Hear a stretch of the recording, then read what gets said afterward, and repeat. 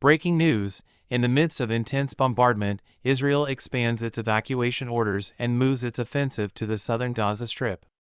On Sunday, the Israeli military advanced its offensive to the southern half of Gaza, where it believes numerous Hamas leaders are hiding, and further areas surrounding the second-largest city, Khan Yunis, were ordered to evacuate by the military overnight and into Sunday. Areas in the north that had been targeted by Israel's intense air and ground campaign, including the vicinity of Khan Yunis and the southern city of Rafah, were said to have experienced heavy bombardments. Human Rights Chief of the United Nations calls for end to war as civilian suffering becomes too much to bear. At the beginning of the two-month-old conflict, which was ignited by an October 7 attack in southern Israel that killed approximately 1,200 people, primarily civilians, Israeli forces ordered civilians to evacuate the north. As a result, many of the territory's 2.3 million inhabitants are now crowded in the south. An additional 240 people were kidnapped. As soon as hostilities resumed, any possibility of a brief respite vanished. A week-long truce that ended on Friday allowed Israel to free dozens of Palestinians held in Gaza as well as Israeli and foreign hostages. The ground operation is essential to accomplishing our goals, and we will not end the war until we have accomplished them all, Prime Minister Benjamin Netanyahu stated on Saturday. Residents of at least 5 additional areas and neighborhoods were ordered to evacuate by the Israeli military on Sunday, expanding the evacuation orders in and around Khan Yunis. Since hostilities have resumed, hundreds of thousands of Palestinians have been ordered to evacuate, but they are at a loss as to where they should go. Despite repeated evacuation orders, Palestinian widow and mother Halima Abdulrahman has stated that she will not comply. She left her home in Beit Lahia in October and is currently staying with relatives in an area outside of Khan Yunis, which has recently been ordered to evacuate. With a firm no, she declared over the phone. This area is bombed after the occupation tells you to go there. In Gaza, the truth is that you can't go anywhere safe. In the north, they murder people. Folks down south get killed. Israeli forces allegedly dropped leaflets telling locals to evacuate to Rafah or a southwest coastal region. The city of Khan Yunis is a hazardous combat zone, the flyers warned. In a report released prior to the most recent evacuation orders, UN monitors stated that the individuals ordered to evacuate constitute approximately 25% of Gaza's land, which was inhabited by approximately 800,000 people prior to the conflict. With the southern borders of the Gaza Strip sealed off, the only way for Gazans to escape the bombs is to move around within the territory. The pain being caused to innocent people is unbearable. Put an end to the violence and get back to talking. A rise in violent crime is not the solution. UN High Commissioner for Human Rights Volker Turk stated on Sunday that it will not bring about peace or security.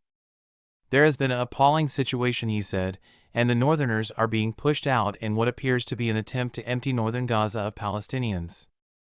The moment to alter direction has come, according to Turk. It is clear that those who disobey international law will face consequences.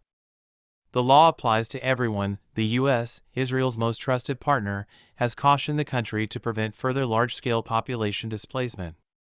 UN Communications Director for Palestinian Refugees Juliette Thomas said that 34 of the 99 UN facilities in Khan Yunis were housing displaced people, bringing the total number of displaced people in the southern Gaza Strip to nearly 958,000. According to an Associated Press journalist stationed at the main hospital in Khan Yunis, at least 3 people were killed and dozens were wounded on Sunday morning as a result of an Israeli strike on a residential building in the city's eastern part, according to Omar al-Darawi, an administrative employee at the Al-Aqsa Martyrs Hospital in Gaza's central city of Deir al-Balah. The remains of 31 individuals killed in Israeli bombardment across the central areas of the Strip were sent there separately. Dozens of mourners gathered outside the Deir al-Balah hospital to pray for the deceased, as AP footage showed their bodies lying in white bags on the ground. Sitting on a chair, one woman sobbed as she held a child's body in her lap. Before getting into a truck to take the baby's remains to the cemetery, another adult carried the lifeless body, while a drone eliminated 5 Hamas militants. Israeli fighter jets and helicopters struck terror targets in the Gaza Strip, including terror tunnel shafts, command centers and weapons storage facilities during the night. Rescuers in northern Gaza rushed to the scene of the destruction in the Jabalia urban refugee camp and other areas of Gaza City, using what little equipment they had to scour the rubble for victims and possible survivors. "They strike everywhere," remarked Amal Radwan, a woman seeking refuge in Jabalia. "There is the non-stop sound of explosions around us." Another resident of Gaza City, Mohammed Abu Abed, spoke of the constant shelling and airstrikes in his area and the surrounding ones. "The situation here is unimaginable," he commented. "You can't escape death. A person's life can end suddenly." On Saturday, the health ministry in Hamas-ruled Gaza announced that the total number of casualties in the Strip since October 7 had surpassed 15,200. This is a significant increase from the previous figure of over 13,300 on November 20. According to the ministry, 70% of the casualties were children and women, but they do not distinguish between civilian and combatant deaths. More than 40,000 were reported injured. A massive offensive in the early weeks of the conflict leveled northern Gaza, prompting the United States to call for protection of civilians. "The loss of life among the Palestinian people is unacceptable," U.S. Vice President Kamala Harris told reporters Saturday during the COP28 climate conference in Dubai. "The scale of civilian suffering and the images and videos coming from Gaza are devastating."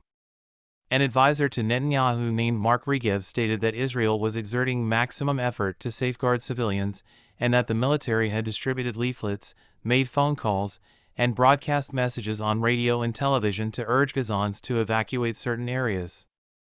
He went on to say that Israel is thinking about establishing a security buffer zone so that the Gazan people can't walk right up to the border fence. Israel claims it goes after Hamas members and militants, accusing them of targeting residential areas and blaming them for civilian deaths. It makes an unsubstantiated claim of having eliminated thousands of militants.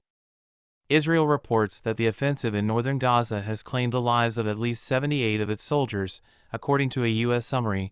During a meeting with Egyptian President Abdel Fattah el-Sisi, Harris reportedly told him that the United States would under no circumstances allow the forced relocation of Palestinians from Gaza or the West Bank, the continuation of the siege on Gaza, or the redefinition of its borders, following the recent truce, which resulted in the release of 105 hostages.